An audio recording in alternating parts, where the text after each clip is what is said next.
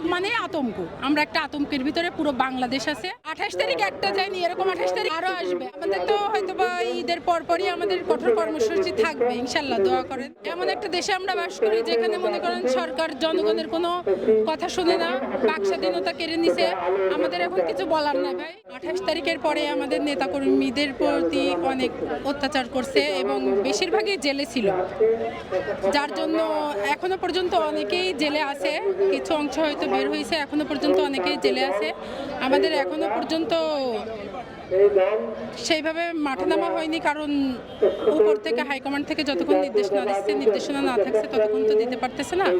আর senior নেতারা যখন জেলে থাকে তখন তো কোনোভাবে সম্ভব না। আমাদের তো হয়তো বা ঈদের পরপরই আমাদের কঠোর কর্মসূচি থাকবে, ইনশাল্লাহ দোয়া করে। আমাদের ঈদ বলেন আর যাই বলেন, এখন আমাদের কাছে তো সব কিছুই সমান, সব দুর্দিনে পরিণত হয়ে গেছে। সুদিন বলে তো আমাদের এখন কিছু নাই, যে কোনো সময় যে কোনো কিছু ঘটতেই পারে।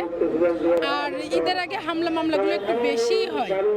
তারপরেও আমাদের দেখা যাক সেপ্টেম্বর মাস থেকে, আমরা শুনছি যতদূর যে সেপ্টেম্বর মাস থেকে হয়তো বা আমাদের কর্মসূচি থাকবে, ইনশাল্লাহ আমরা রাজপথে থাকবো। আর সেপ্টেম্বর মাসের পর থেকে আমাদের কন্টিনিউ প্রোগ্রাম থাকবে, মিছিল মিটিং কন্টিনিউ থাকবে। আর আমরা আবার জনগণ সকলে মিলেই শতভাবে এটা সফল করবো ইনশাল্লাহ। যদি মনে করেন যে আমরা তো একতরফা যুদ্ধ করতে পারি না, তাই না? আমরা সুশৃঙ্খলাভাবে মিছিল মিটিংগুলো করে আমাদের চাওয়া পাওয়াগুলো সরকারকে জানাচ্ছি। এখন সে মানবে কি না মানবে সেটা তো তার ব্যাপার, তাই না?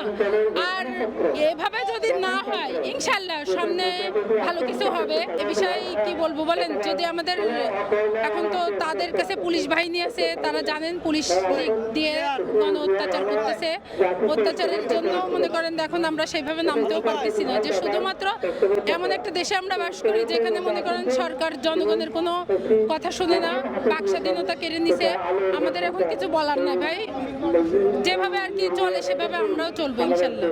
28 তারিখের পর থেকে যদি হামলা মামলা না হইতো, আপনারা নিজেরাও জানেন বা জনগণ বাংলাদেশের সকলেই জানে যে ভালো কিছু হতো ইনশাল্লাহ। কিন্তু 28 তারিখের ঘটনাটা সরকার এইভাবে ঘটাইছে যেন ভয়ভীত দেখাইছে, যেন কেউ সামনে না আসে।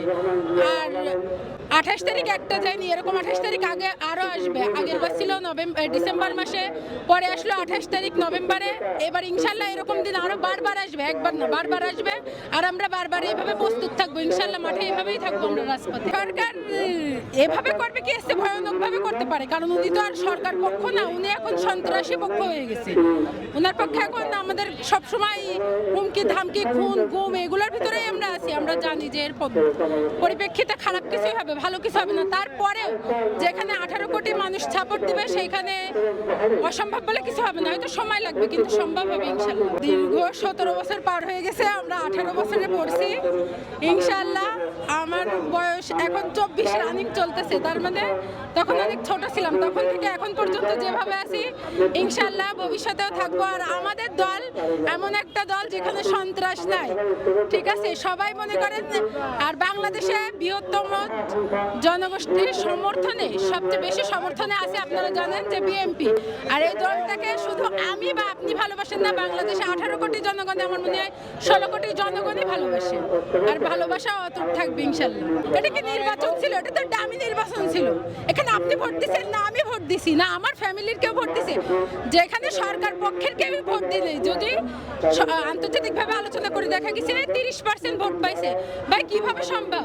এত বড় একটা দল আওয়ামী লীগ বাংলাদেশে এখন রাজত্ব করতেছে, তারা 30% ভোট পায় কিভাবে? এটা কি অস্বাভাবিক না? এখানে তো আওয়ামী লীগদের ভোট দিইনি, তাই না? সেখানে আপনার আমি ভোট দেবো কিভাবে? উপজেলা নির্বাচনগুলো আমরা নির্বাচনের মানে 7 তারিখের নির্বাচনের মতোই কিন্তু দেখতে পাইছি যে আপনার কোনো ভোটার সেইভাবে আসে নাই। সব কিছু বাহন সব বন্ধ ছিল, বাজারঘাট সব জায়গায় বন্ধ ছিল, গ্রামের অবস্থা খুব করুণ ছিল। কেউ নাকি ঘর থেকে বেরো হয়নি ভয়ে, যে মনে করেন এখন আওয়ামী লীগ মানে আতঙ্ক, আমরা একটা আতঙ্কের ভিতরে পুরো বাংলাদেশ আছে। আর এই আতঙ্কের জন্যই হয়তো বা ভোট কেউ দিতে যাচ্ছে না, ঠিক আছে? আর ভোট, সবচেয়ে বড় কথা, ভোট দেওয়া জন্য একটা পারফেক্ট মানুষের প্রয়োজন, তাই না? যে আমার পছন্দের, আমার মনোনীত হবে। কিন্তু আসলে আমরা দেখছি 3 টার্ম চলে গেছে, এর ভিতরে কোনো এরকম নির্বাচন হয়নি। আগের বার আমাদের জানি না হাইকমান্ড থেকে কি নির্দেশনা ছিল, কিন্তু ওই দিন যেভাবে যে মুভমেন্ট তৈরি করছিল সরকার পক্ষ, আপনারা দেখছেন পুলিশ কিভাবে গ্যাস, তারপরে আপনার গুলি এগুলো করছিল, ওই জন্য হয়তো বা বন্ধ করতে বাধ্য হয়েছিল। সাধারণ জনগণের সেফটির কথা ভেবেই বন্ধ করছিল।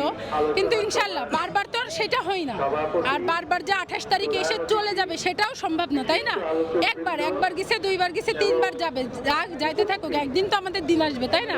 ওই 28 তারিখ ইনশাল্লাহ আমাদের বাংলাদেশে আবার ফেরত আসবে, আর হচ্ছে ভয়ঙ্কর হবে। আমাদের মনে করেন আমাদের দাবি পূরণ করেই আমরা রাজপথ থেকে যাবো। আজকে সামান্য একটা দেখেন, আমাদের দল থেকে সেইভাবে নির্দেশ ছিল না যে এটা এইভাবে সফল করতে হবে, কিন্তু একটা সমাবেশ বা মিছিল মিটিং যদি দেখেন যে বিএনপি ঘোষণা করে যে এই দিন একটা মিছিল থাকবে, ওই দিন দেখবেন যে জাঁকজমক কারে বলে। বা এখানে কিন্তু নেতা নেই, আপনি খুঁজে দেখেন নেতার চেয়ে কিন্তু কর্মী কম নেই।